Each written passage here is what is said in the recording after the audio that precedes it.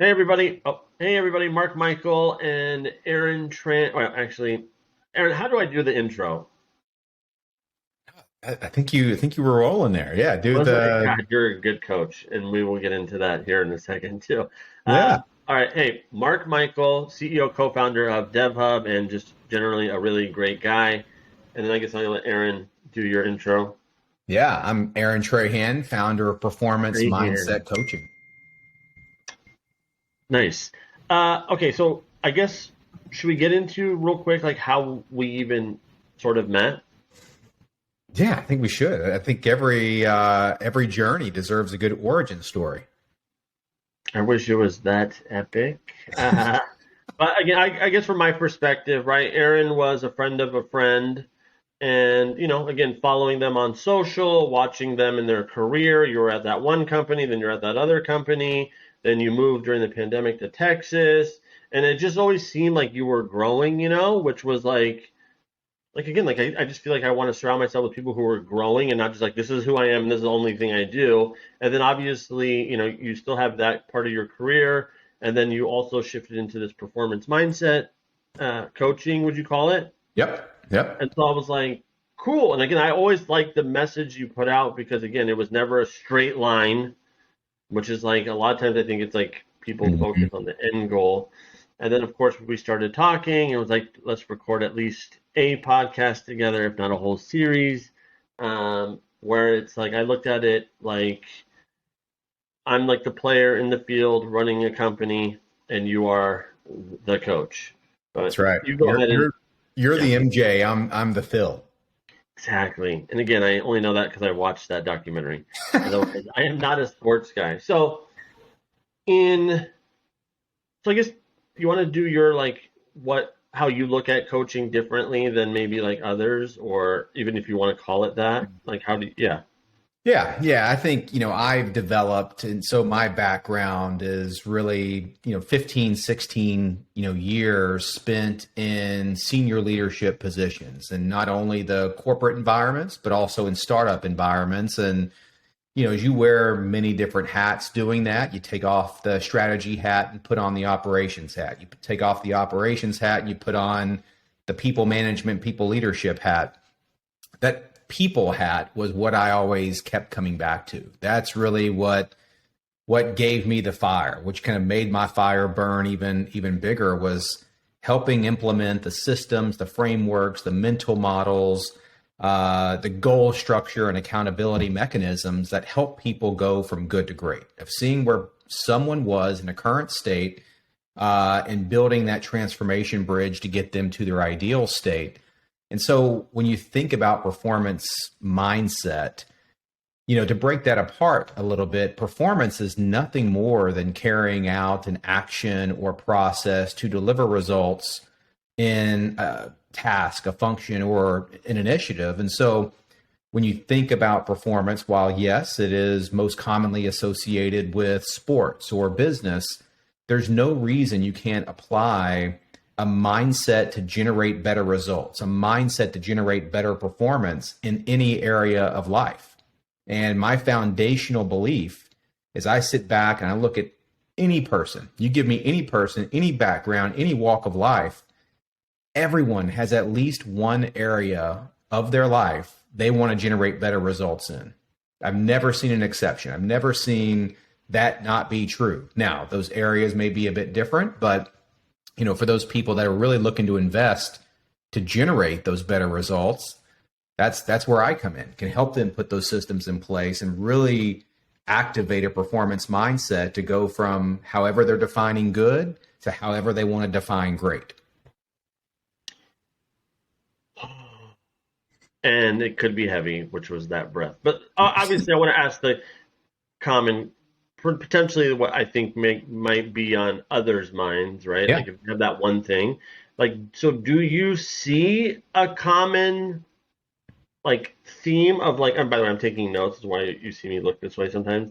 So like, is there like that one thing or common mind thing that does hold people back? And then obviously that leads into what we were going to talk about today, which is imperfect action, just for the record. I Yeah. really like that idea, right? And so, yeah, like, is there that one thing? Because again, how we started talking and whatnot, is like, again, player can be a little sloppy. Coach, you clean this all up for everybody. It's like, again, like I only see the good in like buddies, right? Like Right. this guy, this girl, great idea, that's sick. Or they like, and again, you're seeing them on social, just with their families, whatever, and it's like, God, they have so much potential, and they've obviously expressed to you privately they would love to do all this other stuff, and then they just like there's this limiting something where they just don't go beyond that thing, and of course I always default to it's like this fear of judgment. But then like I like your idea of imperfect action. And so again, I guess the two questions were, is there a common thing that limits people from moving forward in like a different direction? And then two, like tie it back to that imperfect action story, which you told me. Yeah. I first with the age old $1 million question. What is it? Is there a common theme that prevents people from going from the idea stage to going into the, let's just call it the execution or action stage? And while it's tough to really say there's a thing, I think there is a general theme where I think you kind of already touched on it. It is that fear. It is that when you go out and do something different, when you do something new, regardless of what your background is, regardless of how much experience you have, and regardless of how much success you've had, going out and doing that new thing really forces you to go back into a beginner's mindset. You're in learning mode. You're in growth mode. You're going to trip. You're going to fall. Your ego is going to get kicked in the ass here and there. And yeah, what sits underneath that is a level of uncomfortability. And it's just so hard for people to remove themselves from their comfort zone to get back into a growth zone. And, life has a funny way of kind of putting borders and guardrails around us as we get older in age, as we, as we have more experience, as we have more success. We want to be teachers. We want to be subject matter experts. That's what feels good. That's where we can really take that experience and give it to others. Going back to a learning mode and in a beginner's mindset is scary as hell. It's just people don't want that pressure. People on average are afraid of the responsibility that comes with that. They're afraid to really go out and put themselves in that position where it may feel like taking a risk. So yeah, that is the common thing that I see in a lot of people, because ideas are easy. It's easy to generate a lot of ideas. When you have to go start acting on those, jumping over that border between comfort zone to growth zone is the biggest blocker. That's really where it stops for a lot of people. They have an idea, but the thought of acting on it, they can't do it. And that's what kind of ties back to the topic of the conversation is imperfect action. And I know you'll set this up better than I can. Let me set it up. Let me tell. So, Coach, Yeah. I got goosebumps. Honestly, I think this might be the best podcast video, whatever the hell this is. Because again, I look at it like I'm player coach. I love that idea because again, like I'm in it every day, right? And like I'm not, I'm like I always say, I'm an idiot. Like I just I run into walls, like, but I don't care as much as somebody else. I'm not hurting anybody, Like I'll send 12 emails, like I don't. Anyway, but going back to that, so when I have an idea, and again, like you either coach me into what I'm about to say, or like we'll figure out how this plays out. But I'm hopefully setting up for that imperfect action narrative. So like when I have an idea, right? So like just now, like literally earlier today, this morning, I put together like all these different projects that I've started with my wife or friends, and I just put it on this one website. And I was going through them, and I was thinking like, where are they all at in different cycles, right? Mm-hmm. And what I do is like, again, I always start off every idea I have with a domain name, right? $9. Again, but to the point of that is just like I inch things forward, because the decision of your idea is not like nothing has happened because you have an idea. Like literally nothing has happened. Mm-hmm. You've done nothing but come up with an idea. So what I do is like I'll inch it forward. $9 for a domain name. I'll do a little bit more, and I'll just keep inching it forward till Mhm. the decision is mine to make on, am I pushing this all the way through, or am I like, okay, whoa, whoa, whoa, I can't sign up for that right now, or whatever. And so it's like, in the one of the reasons I do that is because if I know it's something I do want to do in 5 years, at least I've already done that much more than waiting to do something later. I mean, literally, even if it's just the domain name and the logo. But then Mhm. it's something like, one of them was like a steakhouse in San Luis Obispo. I went down, logo, website, Yeah. looked at commercial real estate, looked at getting a chef, looked at all of the stuff. Okay, so now I know if I want to do that, here's all the things that I'm going to need to do. But everything was moving it forward to the point where it's like, am I going to relocate my family right now to San Luis Obispo to start this restaurant? And the Mhm. answer is just like, no, I have a company. I can't. But that, like, with an idea, and maybe it's that imperfect action thing where it's like, you can't, like, just because you have the idea, like, to take enough steps forward, because you don't have the decision, you're not in control of the decision of what happens, because you created nothing to make a decision around. The That's idea is yeah. just nothing. But again, like, coach, clean that up. I don't know if that's like, is that a thing?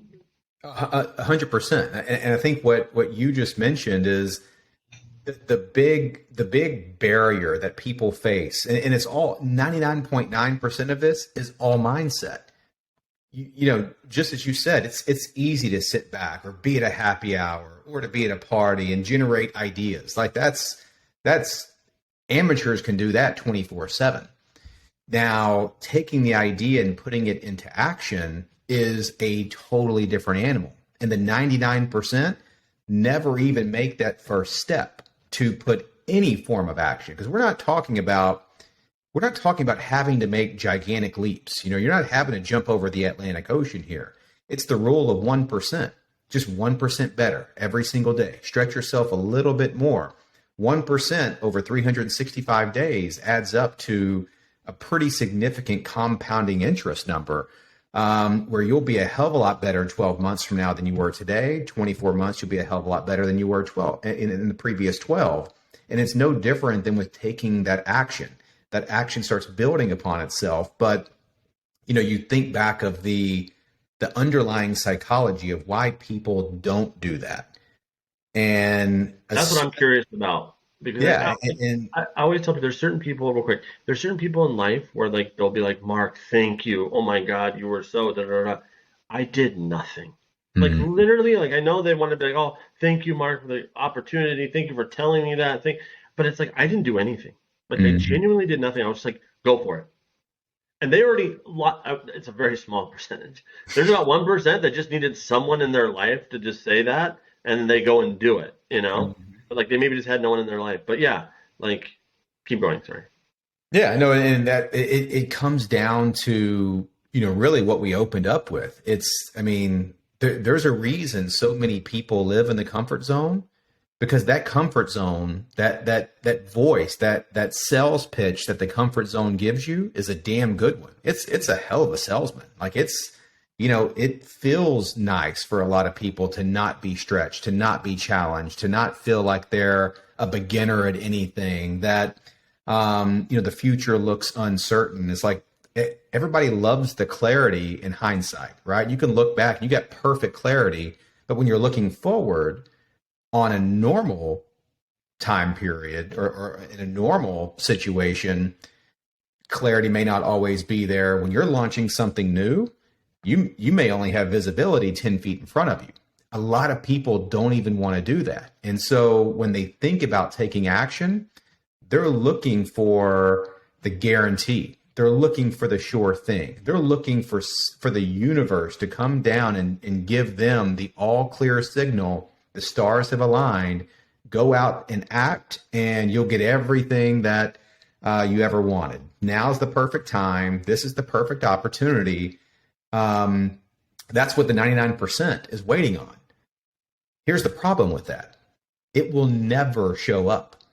There is no perfect time. There is no perfect opportunity. There's risk with everything. There's going to be trial and error. There's going to be things that you thought were going to happen that happen very differently. There's going to be pivots. There's going to be iterations. and it's going to require grit and persistence.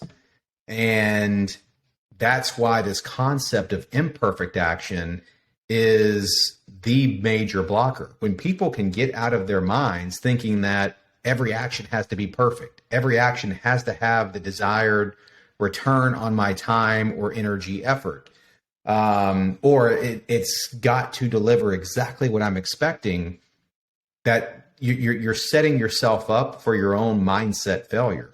When you can embrace the concept of imperfect action and look at it in terms of a virtuous loop. I'm going to take action that's going to be imperfect because I'm learning and growing. But on the other side of that imperfect action, I'm developing some form of competence in this new area. It may just be 1 ounce higher, but action leads to higher competence. And anytime you start developing a higher level of competence, your confidence will grow. Confidence will always follow competence growth. And with higher confidence, you're now more emboldened, you're more encouraged to take on more imperfect action.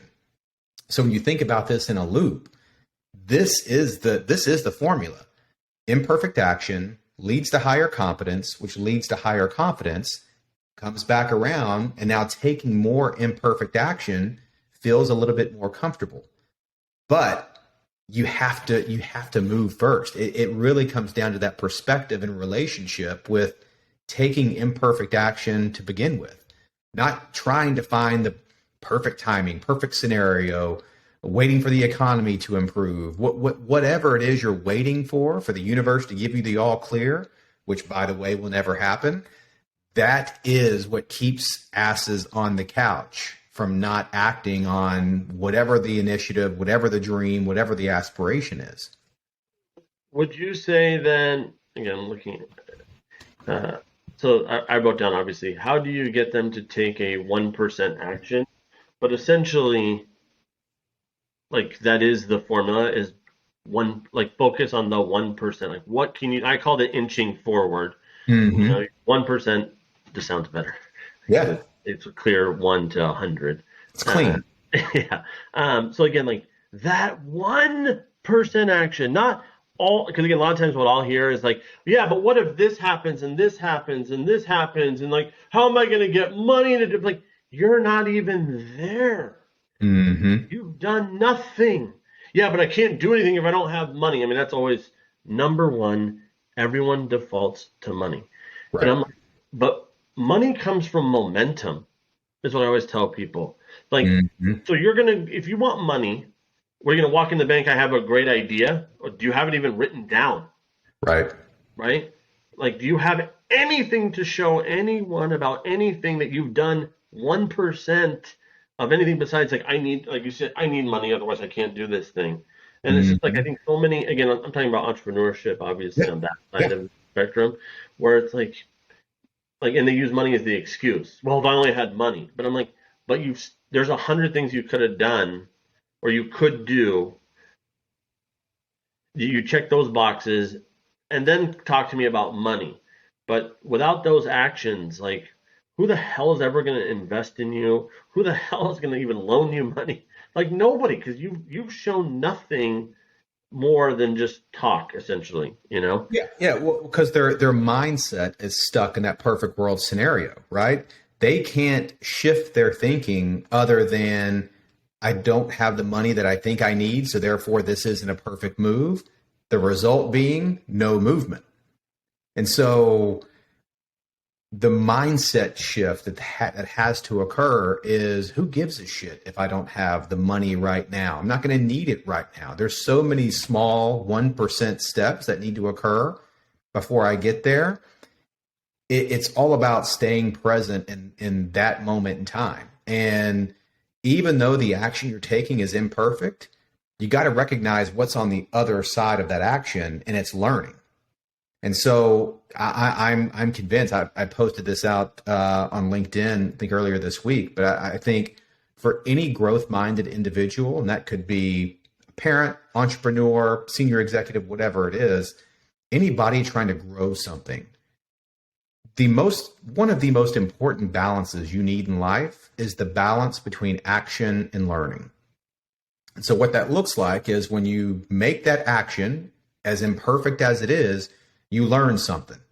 You reflect on that learning, you recalibrate, and then you act some more. You take in the learning, recalibrate, act, and learn some more.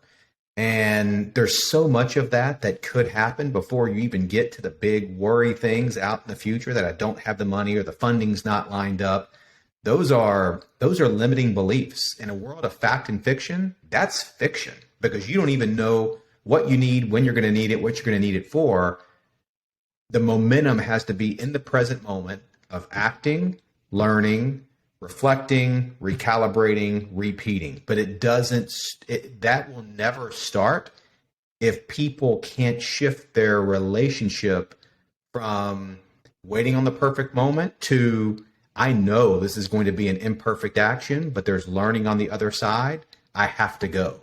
And that doing is what produces the growth and the learning. That's where the magic is. And so let me see if this fits. So that, that first, inching it forward, I was looking at it from the entrepreneurship lens. I want to look at it from like we just did performance reviews, right? Mm. And, anyway, I don't think I get in trouble for it, but I don't know. But, I think it's a positive thing what I'm saying, right?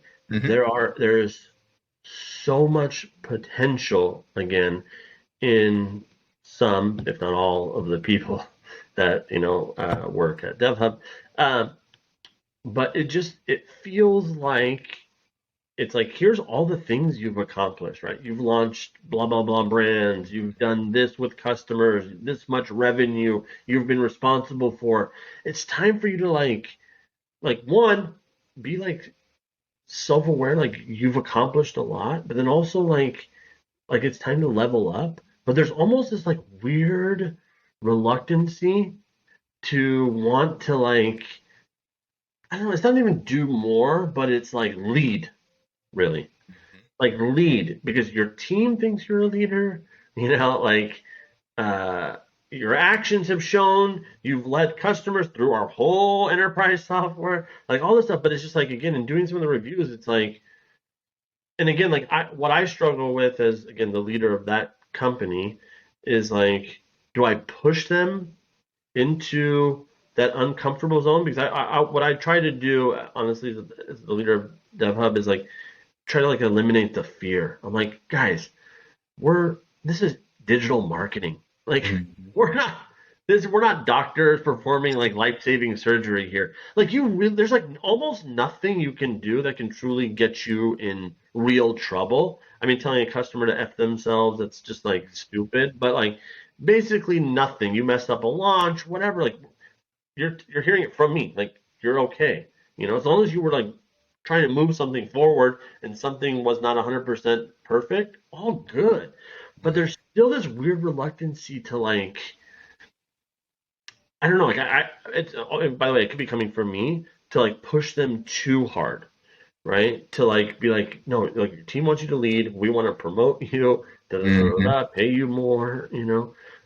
But it's like, I don't know, like it's Yeah, some I mean, I think that's where you're kind of getting into the underlying mindset psychology. And, when you can perform at, let's just say, slightly above average, where you can kind of get some of those accolades, those pats on the back, those, hey, you're doing a good job, that feels good, but they're insulated. They're part of the pack. They're not out front leading. So there's safety in that. They may have outperformed what was expected of them, and that may, in their current mindset, that may have been good enough because they want and crave that safety of the pack. And so what could come out of that is really creating that whole new vision. And that whole new vision is, what is ideal? So if this is current state, for real quick, period. selfishly, for me or for them? Is it me doing that for them? It's you bringing them to that place, you Got kind it. of leading them to create that ideal. Yeah, it's you leading them to all you're doing is basically shifting the safe place. Right now they feel that safe place is in the middle of the pack. There's people around them, they're getting a pat on the back. they're not exposed. They're not out in front leading. They're not the lead wolf. That's the unsafe space for them. So as a leader, something that could be an option is putting that safer space out there. What does their ideal state look like? So if current state is here, let's create that ideal state right here and build that bridge to get there. That's now where the growth has to come from. Not just these incremental things, but let's identify your best future self. What does it look like being there? And then constantly work on how to get there. You, as the leader, you let them know that, yeah, that's a stretch, but there's still safety in that stretch.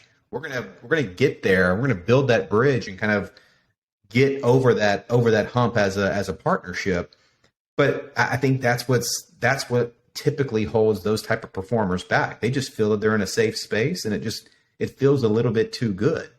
And so if you can create a safer space out on the edges where some of the lead wolves are, yeah, it's their, and if they're involved in helping create that, what their ideal situation is, what is their ideal future self look like, it's them creating that vision. It's not being created by someone else.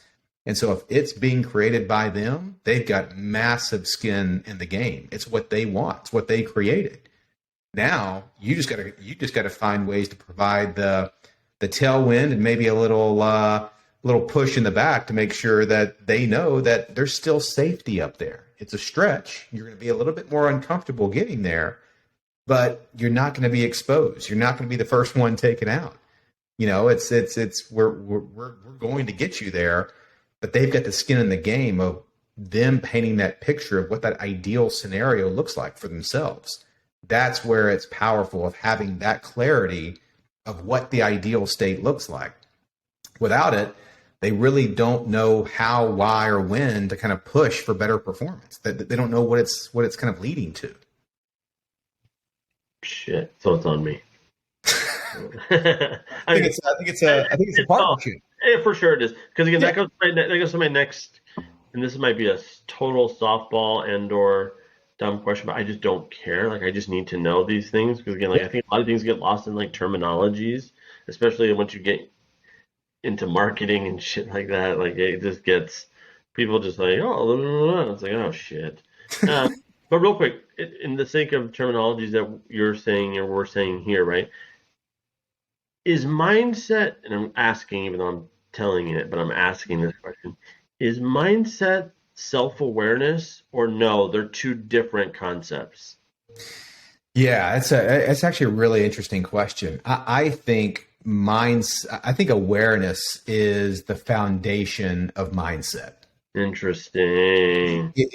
For me, everything starts with awareness. It doesn't matter if it's a CEO or a housewife. If they're going to become a client of mine, the first hour of our engagement is all dedicated to what I call an awareness inventory exercise. We're going to go through and we're going to generate an unbelievable picture of awareness of where we currently are.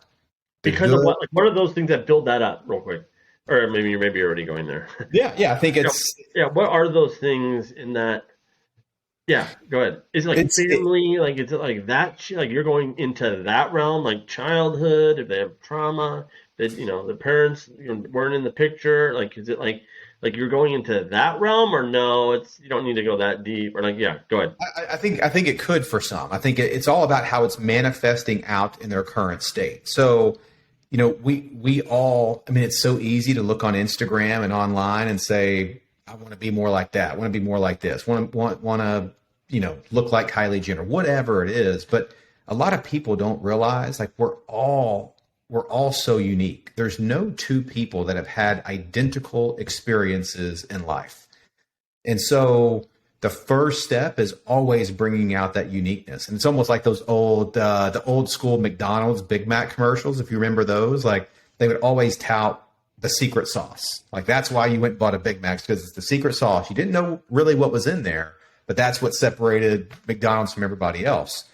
But we start with like the secret sauce exercise. So for you, Mark, what makes Mark uniquely Mark? Everybody has some unique form of genius inside of them that will always make them the best them that can't be copied. But do me real quick. Like, how is like how do I know? Ask me. Like, what is it? Or like, how do we get to it for me? Yeah. What do you believe your unique set of characteristics or unique skill sets are that makes Mark Michael different than everybody else on the playing field? In business Life, or and it could be a combination. It could be those things that kind of come together, life and business. That I makes want you, to answer this on this because this yeah, is also free coaching for me. yeah, we're a little coaching In here. the audience, because again, like it's a little introspective. Okay, I mean, I'm going to answer this, and you can tell me if no, that's not exactly what I'm looking for. Like, it's okay to like respond to me like No, that. there's no there is. That's the beautiful thing about these questions. There's no Okay, right or wrong. so It's all about, ask me yeah. the question again. What are the characteristics or set of characteristics, those things that are you feel that you're uniquely great at, that when you're doing these things in this environment clearly makes you separated from the rest of the pack, the things that make Mark completely unique to anyone else?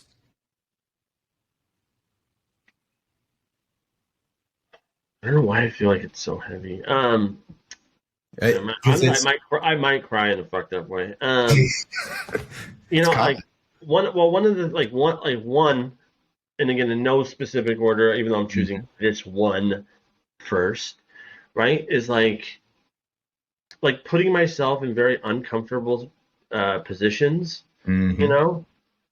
like to make someone else feel comfortable, right?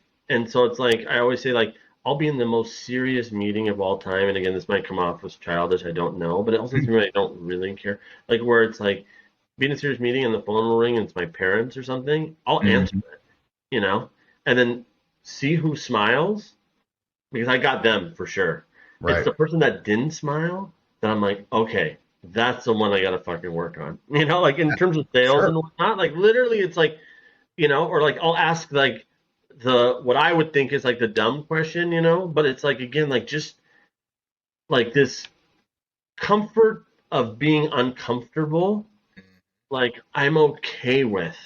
Like I'm okay not being 100% the smartest guy in the room. Like, but again, like also it's like I always say, like a lot of what brings me the joy of like the day to day is being in those situations and making like a peer or a customer or whatever like just smile through the course of their day or even laugh would be better, Yeah. because it's just like nothing we're doing is that serious. It's like life. It's a connection between us two humans, So it's like just distilling it down to that level, but by comfortably being uncomfortable is one of my skills. Second to that would be like just relentless follow upper. Mm-hmm. Like just relentless following up. Three would be like I expect nothing from anyone ever. Right. Like, I'm gonna get you this deal. I'm gonna do this, Mark. I know these people. Cool if you do. Like, I'm still gonna, put myself in the situation to get that deal. Follow up till I get in touch with the person. Like, I expect also nothing from anybody, right? Uh, Three other skills, just quick ones I'll rattle off. I think I'm really good at raising money. I think I'm really good at identifying a really good team, and I think I'm really good at getting press, aka telling a little bit of a story or just getting people enough hyped and then bringing in the right people to actually close that loop Mm-hmm. on that. Are any of those in the realm of like awareness or what we're 100 it's 100% dead on, right in the middle of really? awareness, because Oh, that's cool. Honestly, I've never I've given asked it. that question. I've asked that question before, and I've been told I don't know, and I'll give them space. I'm like, well, I've got time. I'm like we're on the clock, but I'll sit back and wait. And it takes them. I've had a minute pause before for someone to just kind of really think about it, and they felt to be on the hot seat. So I know. Real quick, this podcast feels so fucking right for the record. I don't know Yeah. if you, but because I'm telling you, it goes back to that 1%. Because I paused, Mm-hmm. right? I paused. I'm looking at my fucking list. I already know what I want to say, but I was nervous to say it to you. Do you know that? Like I was nervous to say it to you. I think it, I feel it, I do it, but it was like I was nervous, so I can sympathize with the person who doesn't like. It's just like they know like they know, but like it's like I don't want to be wrong. I don't want to sound like an idiot. I don't want like I did that for the first 20 seconds. That's why I even stalled. If people want to rewind Mm-hmm. that, I was like, so just in case, tell me. Da, da, da, da. I'm looking at a list of 6 things right here. Yeah. You know what I And mean? But that's I was and that's nervous. totally normal because See, that's exactly why awareness is the foundation of it all. Because a lot of people, even even the thing that we should all know that stays top of our heads, what makes us uniquely great? What's the one? What's the things that we can tie together to where we can be best in class, best in world at? And when that's tough to answer, that means people have stuffed that down and not lived their true authentic self for a long, long time. They have to come and pull that back up. And that's where I always start, is because I think about it as inventory. We're going to get that inventory out. It's going to sit in the center of the table for every single conversation we have from this point out. And those are going to be leverage points that we can always make sure that we use and come back to. And just what you said is so true. Like, your superpower is being able to, I'll reframe it for you, yeah, but basically what you were summing up was where other people have a feeling of such fear that leads to paranoia to do the things that you do, you know, picking up instruments and just saying, I'm going to learn this, just do all those things you do.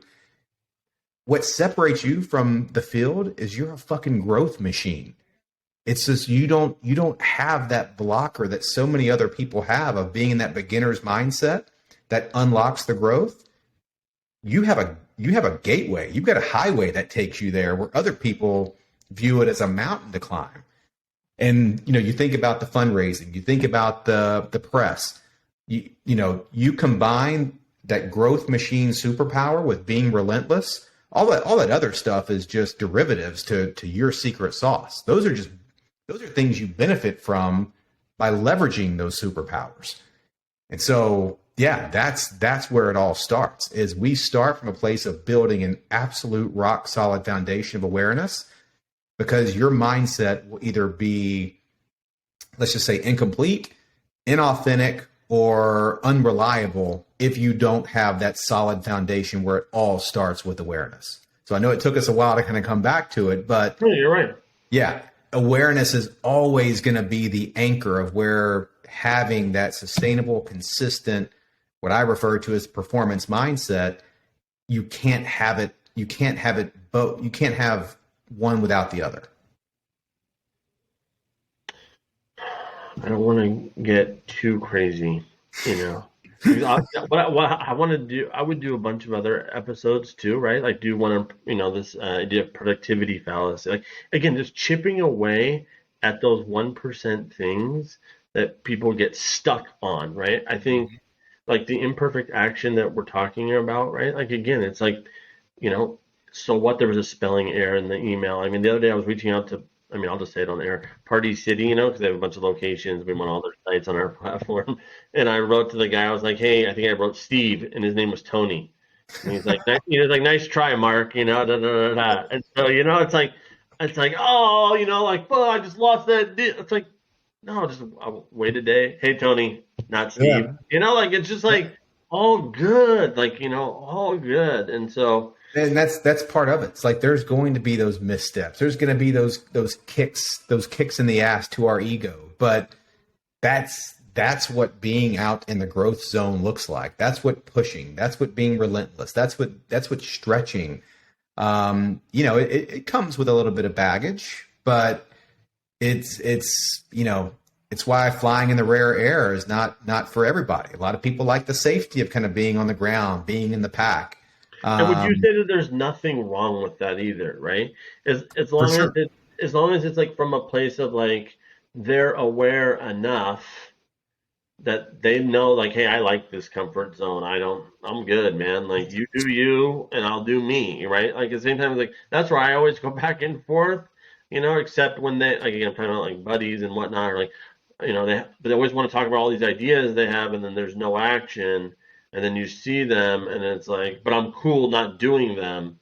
But I'm like, every conversation we have is about your ideas, and it's like so I get conflicted because I'm like, so like what are we doing here?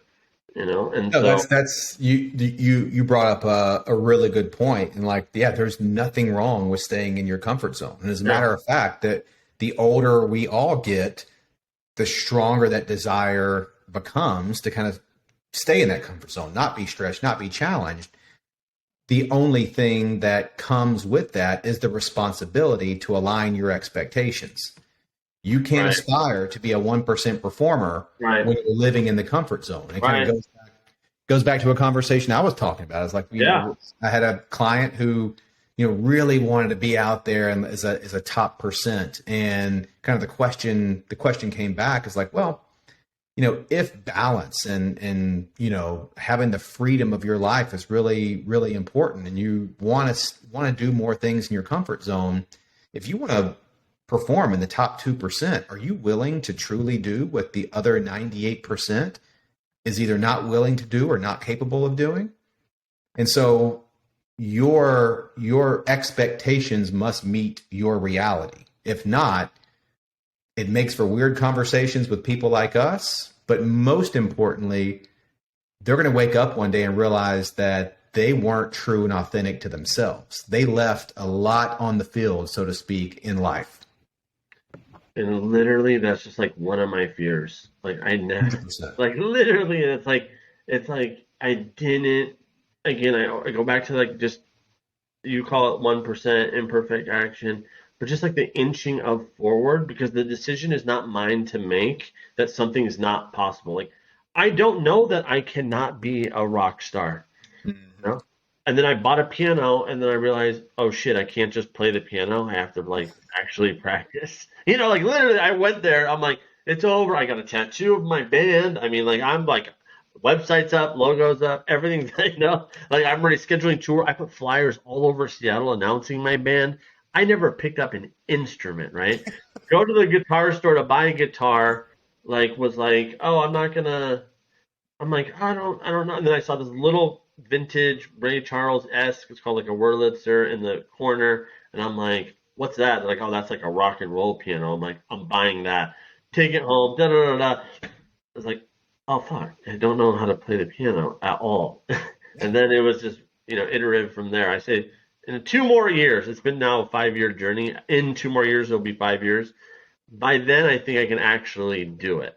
But But here's yeah, the funny thing about that.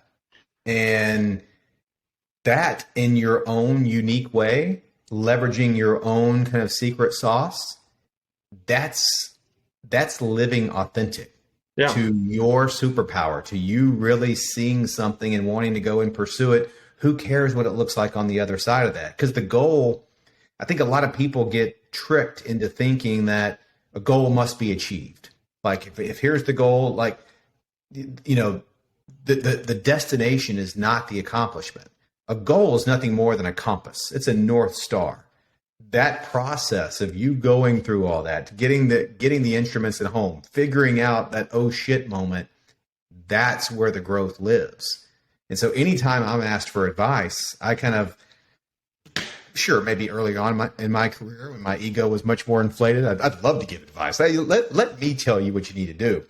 As I've gotten a little bit wiser and through a little bit of life experiences, it's not, my advice is not what you need. I my advice on based on my success and my experience, all I'm doing is reciting what could be my winning lottery ticket back to you, which you won't be able to use. The advice you need to be taking is the advice of your future 85-year-old self. When you're 85, when you're sitting back, you're in the fourth quarter, what are those things you're going to look back on and regret not taking action on? And so in your case, you're not going to regret putting those posters around Seattle. You're not going to regret that tattoo or that instrument because that was authentic. That's living within your superpower. What you would have regretted more is having all those ideas, having that burning passion, that burning fire, and doing not a damn thing about it. That's what would have hurt sitting on that front porch at 85 years old. Let me ask you this question real quick. So like, so DevHub, right? That's where I spend, let's just call it, I used to say 98%, let's just call it 90% now. And I don't even know how true that really is. But, it's like, I struggle with this idea of like, what's the goal, right? Like, I think we have the mission, vision, values of the company pretty locked in. But like, what's the goal, right? We've been, people have approached us twice a year to get acquired for the last 4 years. Every year there's somebody, and we've looked at them really closely. I always say I don't mind attaching our cart to someone else's horse, but then at the end it's like I don't know how much I believe that they can do it better than we can, or that we could together, enough to like be like, okay, done deal, we'll sign it, and it's like, but when at least the goal on some level financially, right? It's like, well, how big do you think it can be, Mark? And then when I get that question, really, it's always like, well, I don't want to put a number on it because I don't know. Like, I really just don't know. As big as I possibly can, unless I see another, way that it could get there with, not just us and it's us attached to someone else or whatnot, there's that side. Of course, I also say the legacy of our place, and one of the goals of our place, if I'm combining it, is like what the people that come through our doors do with their life, that we were able to give them as people, not as just like cogs in like corporate America, but like, the biggest compliment you can give me is that you go get recruited and get 30-40% more because of the experience you built at our company. Right. And I'll be the first to write your letter of reco. Like it's like it sucks, but it's I also think if we do a good enough job, right, keep it fun and engaging and growth, and there's and you're not stuck here, I think more people will stay than go, Yeah. But again, there's two different ideas there. One is like the idea of financial goal when I'm like as big as we can possibly make it. I don't know if that's 50 mil, 100 mil, 200 mil, and we had one investor recently sell it's coming for 850 million. Two people I know in less than 2 months apart, each sold it, and it's like, damn, that's cool, but then I'm like, is it, Yeah. But anyway, I don't know if there's anything in there that you can like diagnose or clean up. Yeah, it's all unpacking like what that means, right? So it's cool, but for what? How does that change your life? Does it change would it take away a lot of the things that you really, really enjoy today? I mean, if you no longer control the company and you maybe wouldn't be able to generate some of that passion you're generating today of helping people, seeing them grow, run it the way that you want to run, it's a great exercise is to kind of fast forward at some point in the future and what does an ideal day look like for Mark Michael? And if you start back, like just an ideal day, the flexibility you have, the freedom you have, what you spend your time on, what you're actually putting forget time, where your energy is going, because time and energy are two totally different things. And so when you sit back at the end of your ideal day, looking back at what you got to do, what you got to put energy, effort, and focus on, then zoom out and say, does that look like me still having full control of the company? Does that look like me selling the company and I'm just an ambassador for the company? Does my life look like shit because I sold it to people and they're now running it and have completely dissolved my culture? But I think it all starts with like, what's going to generate that true joy for you? Kind of working backwards from the most blissed out ideal day for you. And then how does DevHub kind of fit into that? And what is the fit? Is it even in there? Did you get your $800 million check and you're off opening all kinds of different restaurants around the California coast? But I think that is kind of a good working backwards place to really start figuring out what does all of it mean? Sell, not to sell, because it all comes back to you, your decision. And so what does your ideal day look like in the future that you're in some unconscious way always kind of striving towards? Okay, we're gonna have to do a whole episode on that one. Honest to God, I mean, yeah. Okay, cool. I mean, I can see where this whole thing goes too. Yeah, Okay, so like, how do we wrap it up? You think, or how should we wrap this up? that's a good question. Um, I think you being the showman that you are, you almost need some type of like close it, like bring the, it the, home. Look, Just Aaron, the day that we have intro music and like a trailer to start the show, is a day like this actually went. You know what? Okay, so let's we'll just end it in theory, and then I'll just talk to you in a second. yeah, All right, yeah. Well, thank you for watching, listening. However, this ends up coming across. That was the interview with Aaron Trahan. that's right. Yeah, God, I always said Tran, obviously. Um, thank you, buddies, for tuning in. Honestly, I know you have a life going on, and this was actually 51 minutes, which would probably be the longest I've ever done this before. So, and there's just a lot of gold in it, which I'll edit and put out there for everybody. But yes, thank you for tuning in. Thank you, Aaron, for joining. You want to sign off? Yeah, great chat. Lots to unpack there, and looking forward to the next conversation. Cool. Thank you, Coach. Signing off.